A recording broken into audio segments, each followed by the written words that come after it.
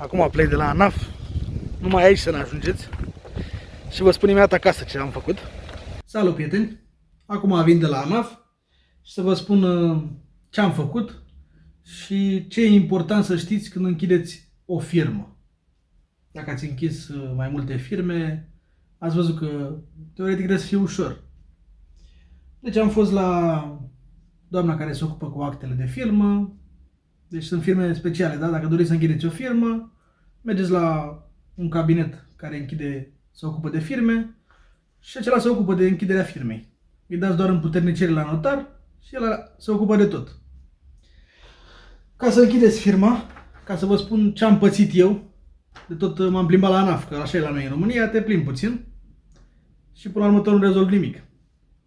Dar trebuie să avem fișa sintetică pe zero, adică să nu avem datorii la stat. Asta o facem înainte să închidem firma, ca să fim siguri că totul e ok. Deci fișa trebuie să fie pe zero, să nu avem datorii. Asta am și făcut. Deci am fișa în față, e 0000. Nici o datorie, nimic. Firma, apropo, am deschis în 2019 firmă, nici măcar n-a devenit plătitoare de TVA, pentru că am tăiat câteva facturi și dacă am văzut că nu o folosesc, am închis-o.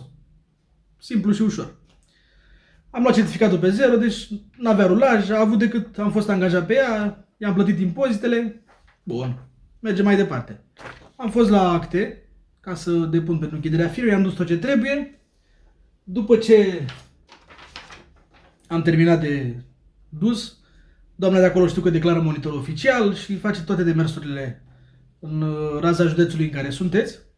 O să primim un certificat de radiere. Deci aici l-am în față. Așa arată certificatul de radiere. Asta înseamnă că firma s-a radiat. E ștampil aici de pe lângă Tribunalul Constanța, apare data, deci în 9/12 firma s-a radiat. Ce e important, că e scurt acest video, după ce faceți acea radiere, după ce vă vine, doamna de la acte acolo vă sună să vă dea certificatul de radiere. Ce aveți de făcut? Copie la el, copie la certificatul de radiere, copie la cui și făcut o cerere la ANAF-ul din localitatea de unde sunteți. Eu, de exemplu, dacă sunt din Mangalia, lângă primărie aici avem ANAF-ul.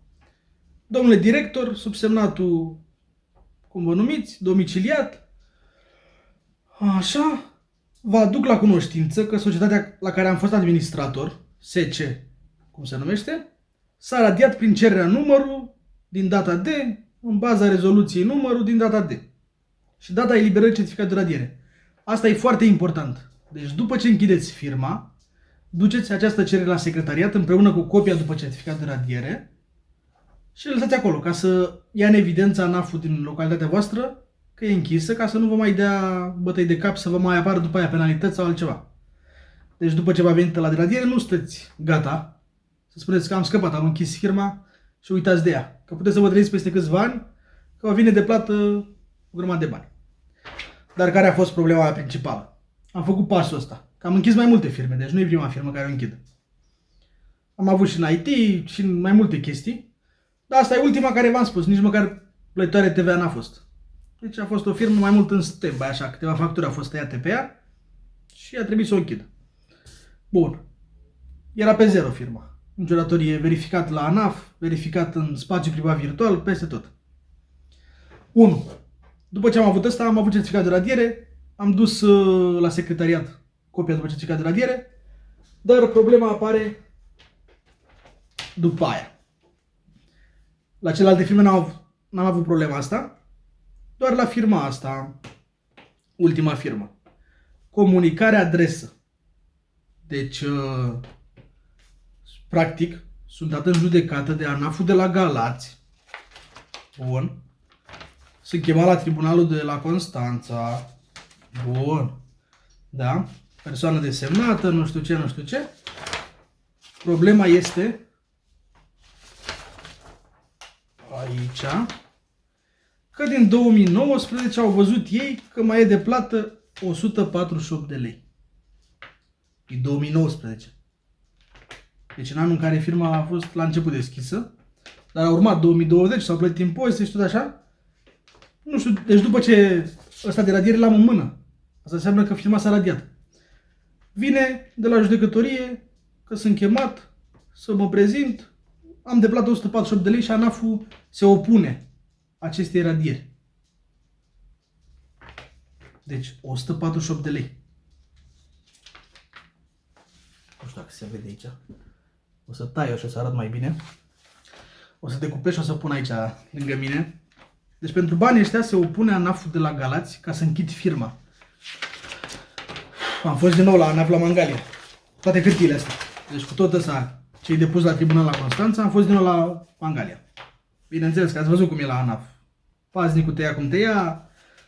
Am respect pentru doamnele de acolo, cel puțin de la casirie de acolo, de la trezorerie. Le respect foarte mult. Doamna, primul rând, că aici e vorba de tribunal, ce treabă are ANAF-ul, ce treabă avem noi. Dar în schimb m-a ajutat.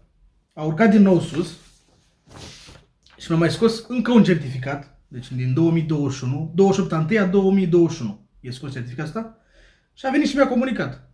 Dom'le, firma e radiată din decembrie 2020, n-aveți nimic de plată, cu noi n-aveți nicio legătură.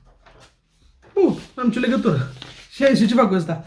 Adică dacă apar la Galați că eu am datorii, n-aveți nicio datorie, deci mai departe o să trească să mă duc. Timp pierdut. Bănuiesc că nu știu sigur dacă trebuie să iau și avocat. Trebuie să mă duc la Constanța, la judecătorie, ca să le arăt încă o dată că ăsta e pe zero. Deci mă duc cu ăsta pe zero, cu certificat de radiere în mână, care e firma iradiată din decembrie, doar ca să le aduc aminte că firma e închisă. Da. Deci am vrut să vă spun, e doar că dacă închiriți o firmă și nu aveți deloc probleme, să nu uitați să duceți la secretariat copia după certificat de radiere din orașul în care sunteți. Numai că puteți să apară și vouă probleme din astea, nu vă panicați, nu știu sigur cine e de vină, dar vă pune pe drumuri. Deci eu dacă o dată ce am asta pe 0 și în 2020 și în 2021, 000, ei mă cheamă că am 148 de lei de plată. De unde le apărut lor? Dacă la Mangalia apare că e pe 0. Da. Și sper să nu aveți problema asta. Și dacă o să întâmpi probleme, bănuiesc că o să mă duc când sunt chemat acolo în martie, sunt programat la judecător. Da? Dacă o să întâmpi probleme, o să mai pun un video.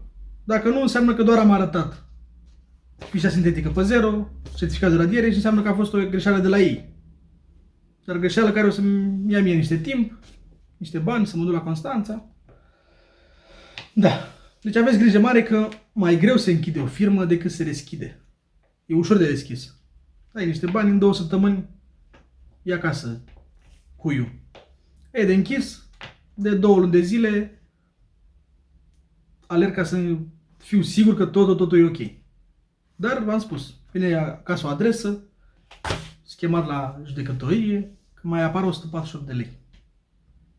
Deci asta se opune cum ar veni la închiderea firmei.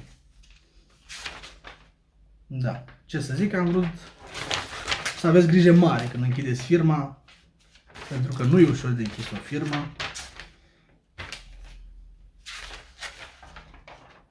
Ia să vedem.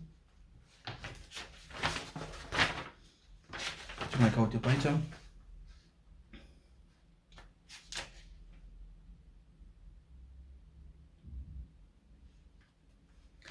Fiți atenți cum scrie aici. Datorită faptului că a fost creat un prejudiciu cert instituției noastre, sunt în măsură de a forma opoziție la dizolvare.